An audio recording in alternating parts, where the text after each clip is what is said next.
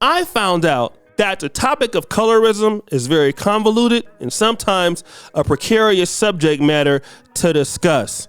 And today, in referring to Jodie Turner-Smith and Joshua Jackson, we can't talk about it without discussing this whole idea of colorism. Now, as we know, Jodie Turner-Smith is a very beautiful and talented actress who said when she was coming up that a lot of black men didn't like her and she was made fun of because of her dark skin. In fact, she wanted to have black babies because she wanted to have kids that looked like her, and she was never thinking about dealing with the white man. However, because of the treatment from black men early on in her life, it pushed her to finding this guy who was also an actor by the name of Joshua Jackson. But this isn't the first time that I personally have come across such a situation. I had an opportunity a few years ago to interview the world's first colorism activist by the name of Rashida Strober. And her story was very similar to Jodie Turner-Smith. Back in the 90s, when I was growing up as a dark-skinned young female, I was called every name in the book for being dark-skinned and skinny. Those two went hand in hand, and then with nappy hair. But it was the dark-skinned comments that stung the most, and I would always try to figure out why was this going on. And so what that led me on is a search to identify someone that can help me understand why was I being singled out and called blackie and ugly and spot and monkey mouth and all these horrible names for being dark skinned. There was no one. I mean, in my family, they didn't want to deal with it. I have a lighter skinned cousin with good hair who was treated better than me all throughout, growing up. I was always the black and ugly one. I was always very introverted and very quiet, and I sat back and took it for a long time. When I got to middle school, I used to get in fights. I remember there was this one dude that used to call me Spot. And a lot of times I didn't want to come in the lunchroom, which I wasn't eating, which is one of the reasons why I was skinny. So, I mean, it was like a domino effect. And then when I got to high school, it continued on the school bus, which I'll never let my kid take the school bus. Shout out to Raheem. He's never taken a school bus in his life. My daughter won't either, because that's where a lot of darkism occurs. But anyway, I was attacked on the school bus. In school, just everywhere I turned for being dark skinned. And here's the thing. People say, well, Rashida, you just ugly. No, dark skin, black and ugly always went along with the attack. It always had something to do with dark skin. So what I decided to do, or what I was kept wondering about, was why was this happening?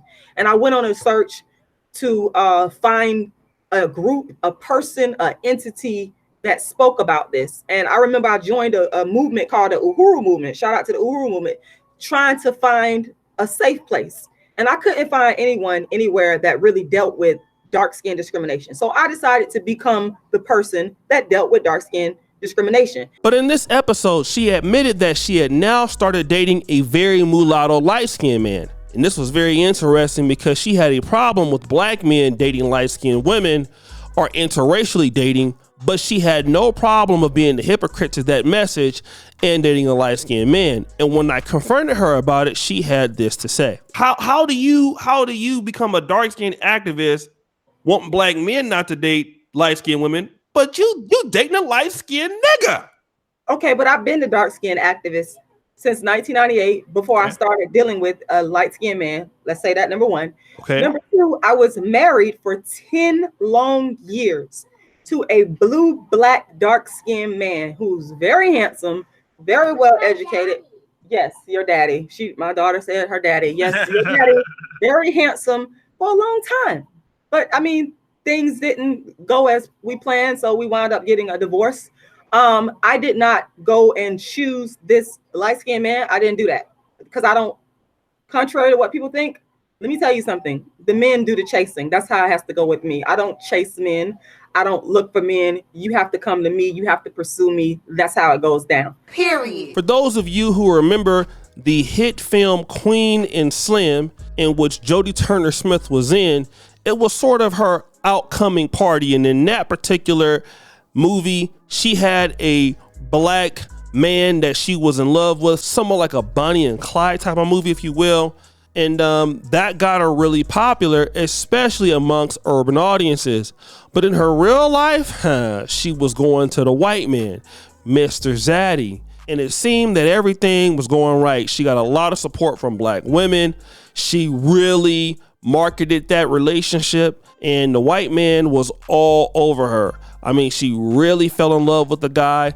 She even talked about the fact that, you know what, I shouldn't just relegate my choices to black men if this white man really loves me. And that's exactly what we saw. We saw these two become inseparable couple. They even had a child out of this marriage. But stop the show. Something happened that just wasn't right. When you check the Instagram, people found out that, hey, they were not following each other. But that was interesting because those rumors were coming even last year. But in March at the Oscars, they were still a couple. But now it is being said that Jodie Turner-Smith is pulling the plug on her marriage to Joshua Jackson, just a week after Jeezy has left Jeannie Mai. Now we have two black people leaving their interracial relationships, and the world would like to know why. I'll tell you what I can believe.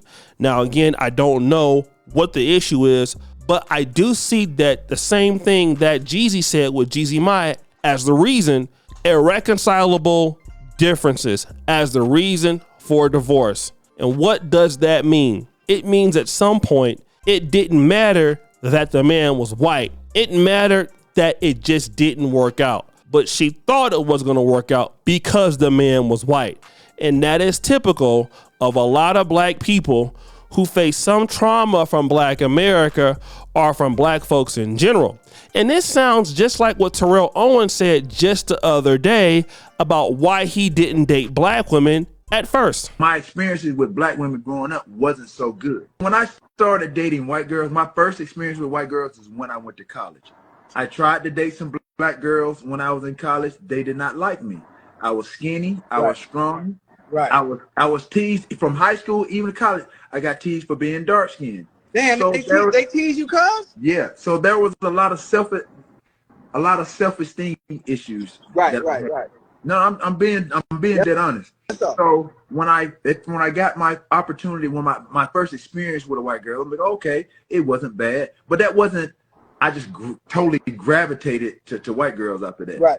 That wasn't the situation. So again, my experiences with black women growing up wasn't so good. So, but that still didn't deter me from still dating or pursuing black girls. Right. So my thing now is because I know there's the stigma, the stereotypical of athletes, you know, to go off and date the opposite color, opposite race. But for me now, where I am, it's not even about color. It's not even about race. For me, it's about somebody that I have some chemistry with, good energy, and I get a good vibe with. Right. That's where I am. Like I said, we all want somebody that's attractive. Right. You know what I mean? Aesthetics going to play a big part in it. Anybody that says, "Oh, well, I don't care what the person looks like," that's a lie. That's a lie. We all want somebody that we can roll over and wake up to. That's, you know what I mean, that looks pleasing to the eye. Everybody's experiences have been different. For me, when I grew up, I was in my high school pretty much is 50. I don't know what percentage black, white, but I lived in a black neighborhood. So at the end of the day, I attempted to date black girls. When I was younger, I wasn't as handsome as I am now. I didn't have this beautiful smile as I had as I have now. Hit puberty. Right. I was a late bloomer. Yeah. And when I bloomed, boy, did I bloom. You see, this is what happens. And for those of you who are dark skinned and you got made fun of, you know, in your community, just like I did, you know, what we do is we use that trauma to force us to other communities, and only to find out that when people realize that you don't have any support from your community, they don't respect you. And this is what happens to a lot of blacks. When you go to a white person or to a non-black person and you tell them stuff like, well, you know what?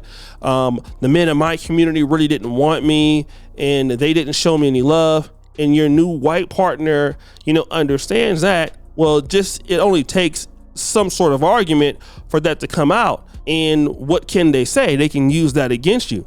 And now you're dealing with a person that's just a human, just like you. And the reality of it is, it depends on what kind of person you are and what kind of person they are, and how your needs or your desires or your values are going to change over time.